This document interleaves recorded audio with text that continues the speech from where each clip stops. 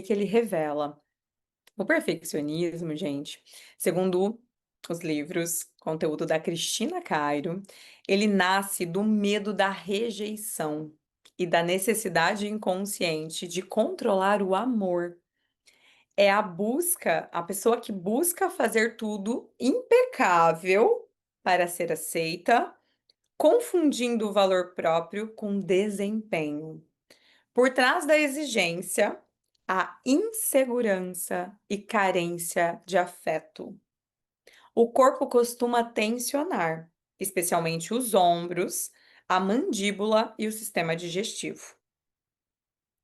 Forte, né? Vamos respirar nisso. Vamos entender, vamos mais, né? Então, o que que significa o perfeccionismo pela metafísica da saúde? É a rigidez mental. A energia vital, ela perde fluidez porque o indivíduo tenta conter o fluxo natural da vida. O perfeccionista, ele busca a ordem para evitar o caos interior. É um conflito entre o ideal e o real, o controle e a entrega. Fisicamente, pode se manifestar em gastrite, dores musculares e insônia, sintomas de um corpo vigiado. Sabe aquele corpo que está até se vigiando o tempo todo? Essa tensão, né, gera muito desconforto e às vezes a pessoa nem percebe, porque ela tá tão focada na ação externa, nas coisas fora, que ela não consegue perceber o quanto aquele corpo está enrijecido, está tensionado, está às vezes até doendo e a pessoa não se dá conta, né? E vamos saber a causa do perfeccionismo agora pela sabedoria egípcia. É um desequilíbrio entre o masculino e o feminino internos, né? Porque o lado masculino, né, que é racional, controlador, busca poder e domínio, enquanto o lado feminino, que é sensível, intuitivo, criador e espontâneo, né? Esse lado, é como se um lado estivesse tentando dominar o outro. É como se fosse uma queda de braço, né, entre o seu lado feminino e o masculino internos, né? Então, quando o masculino tenta dominar o feminino, surge essa exigência e a perda da espontaneidade. E o espírito se distancia do divino imperfeito, a beleza do movimento em constante transformação. Olha que forte esse conhecimento egípcio, né? Então, quando a gente está tentando ser perfeccionista, a gente se afasta de Deus. Olha que interessante essa explicação. Por quê, gente? Só é possível Deus habitar e Deus conduzir, transformar o que está em movimento, o que está em transformação, o que não é perfeito. E aí me lembrei até de uma frase do Bert Hellinger, né? Nosso mestre das constelações, né? O Bert Hellinger fala disso também, você acredita? Ele fala que só o imperfeito tem como se transformar.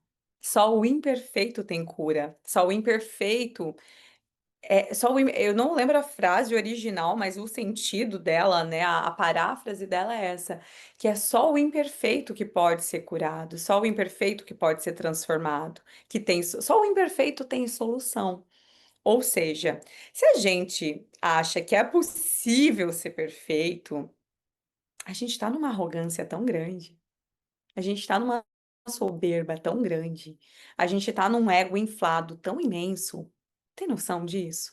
Porque é impossível atingir um nível de perfeição. Então, quando a gente fala de perfeccionismo, a gente está falando de ego, a gente está falando de arrogância, de soberba, a gente está falando de prepotência, de uma visão de que é possível ser melhor que tudo e todos. Isso não é real. Isso é só uma defesa, né? Que revela, como eu acabei de falar, né?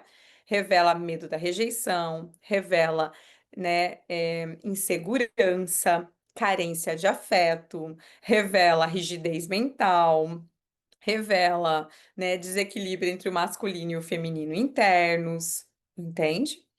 E ainda, segundo a Louise Hay, né, é uma crença limitante, né? O perfeccionismo é uma crença limitante dizendo assim: "Se não for perfeito, eu não serei amada".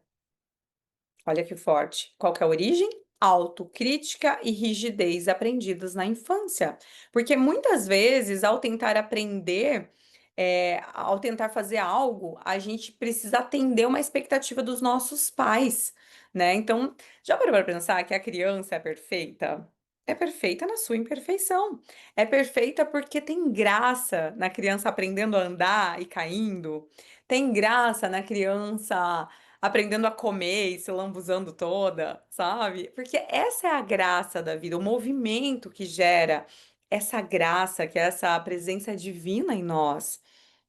Quando a gente, na infância, teve uma séria repressão ou uma exigência muito grande para fazer as coisas certas, isso gera, sim, gente, toda essa insegurança, né? Então, a criança, ela cresce com a crença de que se ela não ser perfeita, ilusoriamente, ela não vai ser amada, ela não vai ser parte, ela não vai ser aceita do jeito que ela é.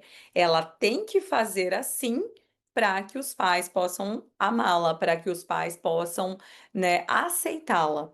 Então não é nem aquela coisa de parabenizar e celebrar e festejar com uma atitude que ela fez, não. É o requisito mínimo de aceitação, né? É o requisito mínimo de aceitação, né? Então, normalmente, né, o perfeccionismo ele nasce dessas primeiras fases do desenvolvimento humano, desses primeiros anos de vida, onde a criança ela foi alvo de muita crítica e muita exigência, né, de pais, tutores, cuidadores, professores, que foram muito exigentes, que aí, obviamente, se a gente olhar, né, isso também não começou com eles, né, eles também receberam assim, de que precisava ser feito certinho, aquela crença de que tem que ser tudo certinho, né? E aí isso nasce essa insegurança.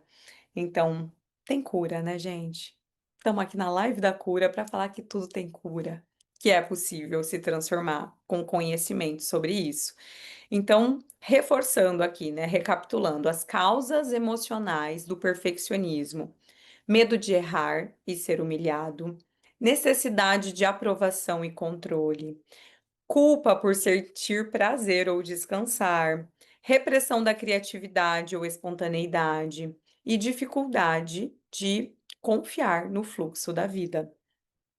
E aí, quais as afirmações positivas que você pode usar se o que mais te pegou foi o perfeccionismo, né? Você pode anotar, você pode repetir. E você pode começar a integrar essas afirmações dentro do seu coração. Eu me aceito completo, completa, exatamente como sou. Posso ser verdadeira, não perfeita. Permito que a vida se revele sem controle. Sou digno ou digna de amor, mesmo quando eu erro. Então, use essas afirmações, né, para que você não precise afetar os órgãos que normalmente, né, ou sistemas que normalmente o perfeccionismo afeta.